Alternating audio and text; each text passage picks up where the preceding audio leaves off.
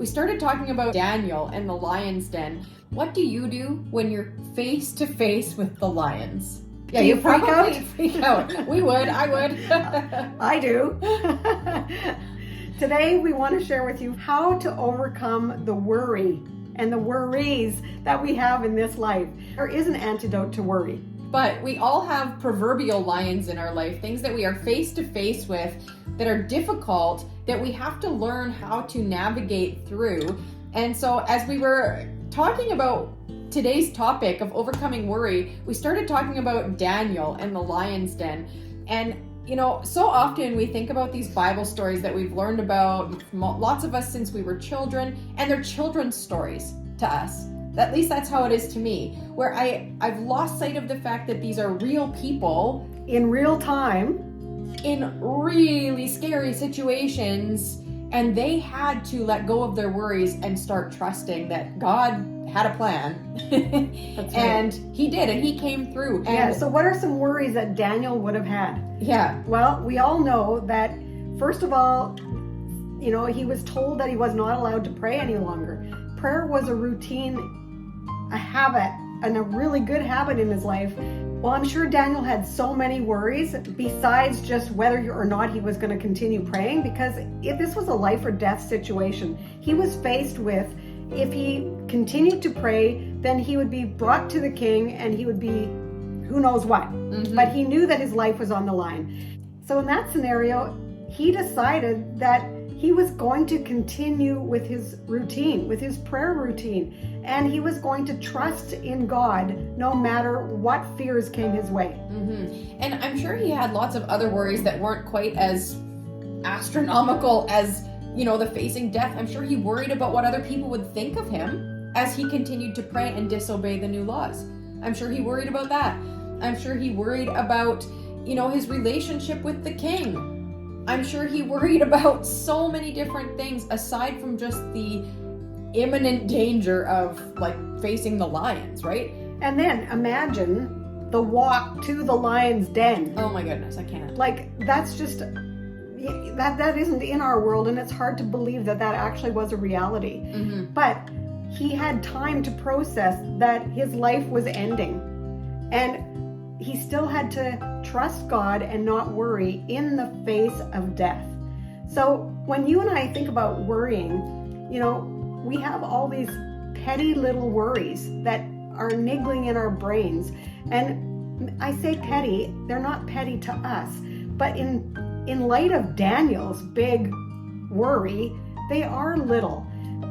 But we need to learn to trust God in the little and the big, and not worry, just trust. Mm-hmm. Because really, truly, we're saying that we have petty little worries, but lots of people have really big worries too. If you're facing an illness that maybe is terminal, that's a pretty big worry. Right, like I have a friend right now who is going through a difficult time in her life, and she is waiting on a diagnosis. Now, she could be worrying herself sick, but is that going to help her situation? No, it's not. The antidote to worry is actually to trust. And she is trusting. She is trusting that God is going to be with her in the journey regardless of the outcome. Today, as we talk about worry, think about what worries you have in your life right now and what you can do in the light of your situation. Mm-hmm. We just want to take a minute to ask you if you would subscribe to our YouTube channel. Turn on that bell notification, give us a like or a thumbs up, whatever you want to call it, on this video. And you know what? Tell us in the comments what your biggest worry is right now in your life, because we want to be able to pray for you. And so let us know in the comments below. Let's just talk about one more story in the Bible where someone could really have been worrying, and that is Noah. Just think about Noah when he was building the ark. Like, that's another story that we grew up with. But if we think of Noah and how many days and months it took for him to build the ark, I'm sure the worries were endless. Yeah. I'm sure that he worried about, you know, whether his structure was actually going to hold together, whether the rain, if the floods ever did come, like not worrying about the rain coming, but if it did was he come, crazy? Yeah, I'm was sure he he crazy? worried about like, If he was am I crazy. actually hearing this from God, or am I losing my mind? And if the floods do come, will the water stay out of the ark? Like, was he putting enough pitch in between the boards to keep the water out? And will there be enough food to feed all of the animals and all of us people that will be on the ark for who knows how long? Because he didn't know. And how is he ever going to take 2 of every species on the planet? Wow, that is a worry. So Daniel and Noah are just 2 examples from the Bible of people who had big time worries. But what did they do? What can we learn from these stories? Because really the Bible is like our blueprint for best living. So we have to learn how to take the practical things from those stories and apply them to our life today. So let's look at Daniel. Daniel got on his knees and prayed anyway, despite the circumstances, despite the fact that he was told not to pray, despite the fact that he was being thrown in the lion's den, despite the fact that it was all going wrong. He was on his knees praying. Get on your knees and pray and ask God to help you manage your worries, because worries are very debilitating. They paralyze us. If all we do is continue to worry, we don't get anything done. We can't move forward with our lives. Ask God to help you manage your worries, because He will. I think the other big thing, like let's talk about Noah with this one.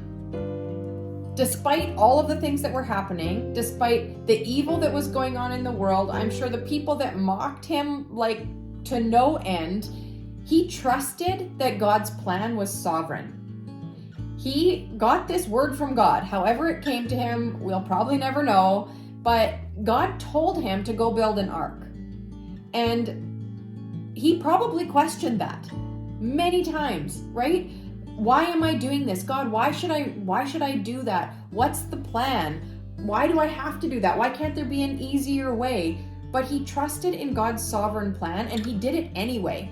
And we know how that story turns out. So we can look at that and go, okay, he trusted in God's sovereign plan. And we can look and see that God's plan was sovereign.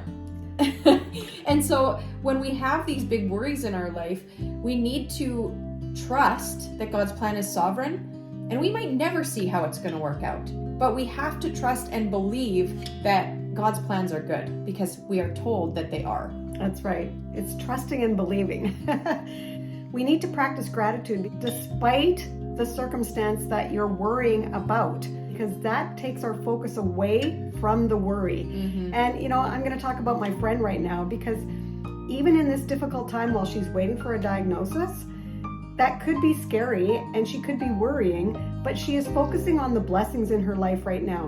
And so when we actually practice gratitude and say things out loud about what we're thankful for in the light of the circumstance that we're going through, well, God is going to bless us through it, because He's walking this journey with us side by side. He's not leaving us. He's right there beside us, walking with us and carrying us when we need to be carried.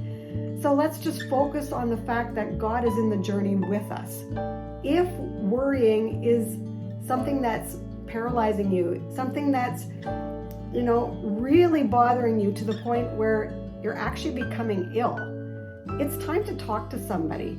Maybe you need help from a friend or from a community, or it's okay to ask for help. Just know that when you're worrying, we need to seek help when we need it. We often talk about how seeking professional help for our mental health and well-being is actually a sign of strength. It's not a sign of weakness. And if you are struggling with worry that you seem like you just cannot control, and if those worries if you're spending more than like 30 minutes a day worrying about whatever it is that's on your mind, then it is time to go talk to somebody. Because the more that we let our worries spiral us out of control, the more ill that we become in our minds, right? Worries can turn into stress, or stresses turn into worries, whichever way you want to go there. And those things can turn into mental health challenges, which can over time turn into mental illnesses. And we should probably do a video coming up of the mental health continuum, because it really explains how our mental health works. It's not a static thing, right? Our mental health is dynamic. It's always changing. And we can go from doing really well and we're in a good headspace to all of a sudden something happens and then our mental health starts to decline. And if we don't get a handle on it, if we don't learn how to spiral back up, then it just keeps declining over and over and further until we are at a point of like despondency and we're in the midst of mental illness. And so if we don't learn how to be resilient and bounce back from the stressors and the worries in our life, then all of a sudden we are in that mentally ill category. And maybe maybe you are struggling with things like clinical depression or anxiety, or there's lots of other mental illnesses. There's so many. And the statistics are showing that, I don't even know what the latest round is, but I know it's been as low as 1 in 4 people at any given time is struggling with a mental illness. And so there's no shame in the struggle. We have to learn that our mental health is something that we have to manage. That's and right. Sometimes managing it means getting help. Just like we go to the doctor when we get sick to manage our physical health and our physical bodies, we can go get professional help for our mental health and well-being in exactly the same context without shame. That's right. And I just want to say, along with what you're saying, Philippians 4:6 says this: do not be anxious in anything, but by prayer and petition with thanksgiving, let your requests be known unto God. And so that goes a long way with what you're just saying. We don't need to be anxious. We need to petition God on our behalf and come to Him with thanksgiving. But God asks us to do work. He asks us to act. He doesn't say sit still and do nothing. He says, we have hands and feet to go and do what we need to do. And if we need to go and seek and ask for help, that's what we need to do.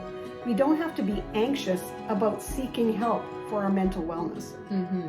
When we are worrying and struggling with fears, we need to claim the promises that God has given to us. He says in Isaiah 41:10, He says, do not fear, for I am with you. Don't be dismayed, for I am your God. I will strengthen you. I will uphold you. And so He will uphold us. We might have to do some work. We might have to call on a friend. We might have to ask for professional help. But we know that in all things, His plan is sovereign, and He will help us find the antidote to worry. Mm-hmm. And I'm sure, back to Daniel, I'm sure Daniel had plenty of anxious thoughts. I'm sure Noah had plenty of anxious thoughts and worries. But we do know that they prayed, and we do know that they trusted in God's sovereignty. And so I think above all else, that's our clues. Those are 2 very relevant things for us to do today, on top of practicing gratitude and seeking help when we need help and support. Absolutely. If you are having worry in your life, listen to these tips that we've just given you. Maybe replay this video and watch it again and write them down, because they will truly help you manage your stress before your stress manages you. It's very important to trust and obey. We would really love to invite you to come join us for our upcoming 10-10-10 challenge starting on January 2nd. And it's going to be all about getting healthy in your mind, body, and soul. So it's going to be addressing things like our worries and renewing our minds and taking our thoughts captive as one component of it. Because we know that when we don't have our health, we don't have much. And that's health in our mind, body, and soul. And so we want to be working on those things to live a healthy Christian lifestyle so that we can be the very best version of who God has created us to be.